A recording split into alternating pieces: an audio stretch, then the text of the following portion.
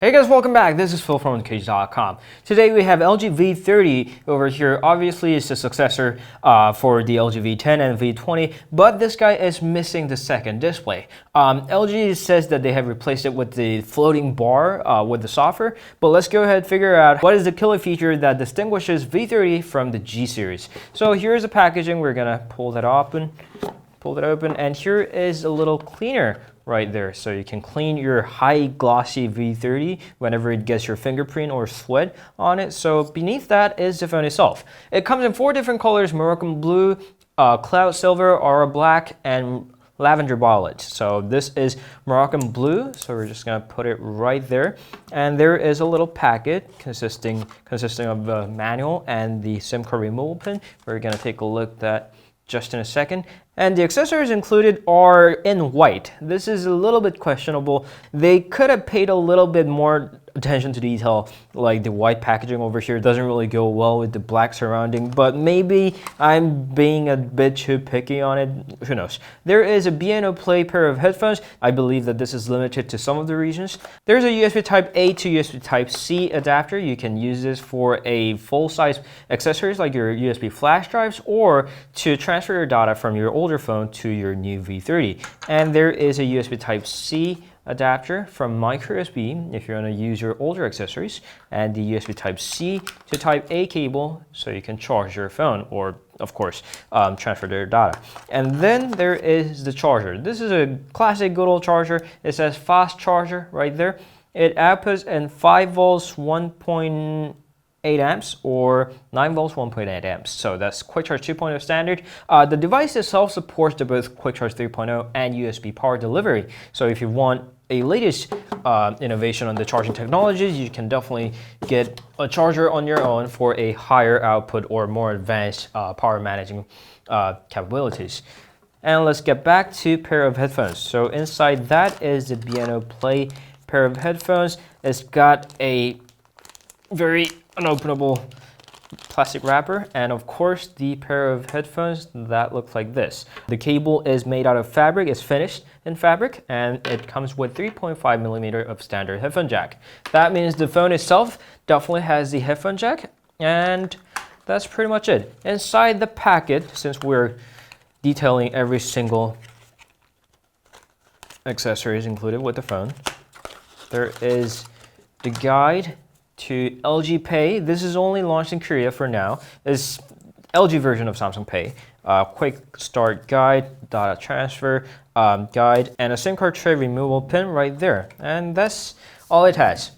Now, let's take a look at the phone itself. It's protected with the plastic right here, so we're gonna pull that open like that, and there's a 6 inches of a QHD full vision display. So although this is 6 inches in size, it's an 18:9 ratio. So this is not as big as your conventional traditional 6-inch displays.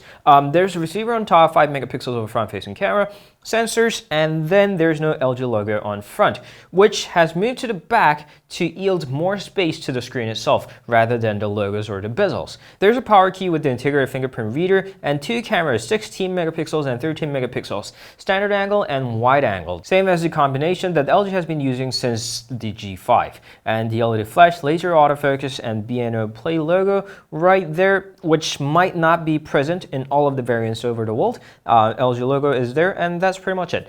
Moving on to the right hand side, there is a nano SIM card tray with the micro SD card expansion slot, and the earphone jack is on top. Not my favorite position, but it's there. And the secondary microphone, volume rocker on the side, and the USB Type C port, along with the speaker grill and the microphone right there. And that's pretty much it. The rear is actually better than I thought. It looks better than it did on the photo. It's got a very reflective coating on it. Samsung had it since the Galaxy S6, and they removed it on the Galaxy Note 8, and the blue on the Note 8 wasn't exactly spectacular. This one, I actually like it a lot. I'm a big fan of color blue, but this one is specifically better than most of the other blue colors. All right, so now here we are in the settings screen. Let's go ahead with the setting process. All right, here we are at the launcher, and this is LG UX 6.0. This is the latest version of the LG UX. You can swipe to the right-hand side of the phone, and there are a lot of apps lining up. That's because this does not have a dedicated app drawer button. The apps are lined up there. If you don't like that, you can switch to the launcher with the dedicated app drawer button. And that's what exactly I'm going to do as soon as I start using this phone as my daily driver. And the display that you see all these features through is the LG's own AMOLED display. It's from LG Display. It is AMOLED. LG likes to call it OLED for some reason, maybe because Samsung has copyrighted the term AMOLED. But this is AMOLED. This is not a PMOLED, obviously. So this is an AMOLED panel. And this is their first attempt to use one for a flagship smartphone. There has been G Flex, G Flex 2, but they were not quite the flagship. So flagship, AMOLED, first in LG. And the panel itself doesn't look too bad. And the great thing is that they have generously added the screen mode option right there. So there is a screen color from normal, best for movies, best for photos, best for web, and custom. So you can customize the color temperature, red, green, and blue level. A feature that I have been asking for LG for a very long time, but now they have the feature right there. The display supports DCI-P3 wide color gamut, and it also is capable of HDR10 display. When you turn off the screen, there is the always-on display. And talking about the always-on display that replaced the second display, you can also enable the floating bar that works via software that works just like the second display that the V10 and V20 had. I usually believe that having a dedicated hardware is better than a software way of doing things, but we'll see if it's as good as the second display itself. Other notable features are mostly dedicated in the multimedia division. This is world's first f1.6 camera in mobile phone, thus giving you brighter and clearer photos in the low lighting conditions, along with the glass crystal clear lenses built in right there.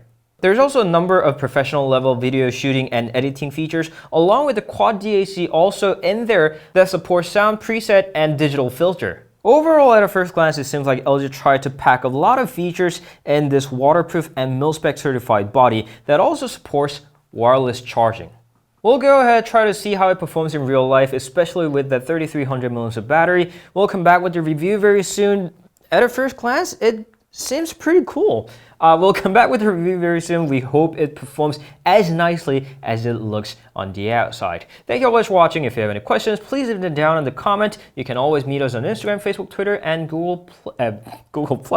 We'll see you guys later with the review fairly soon. This was LG V30 in Moroccan blue. Thank you all for watching. We'll see you guys later. Ciao.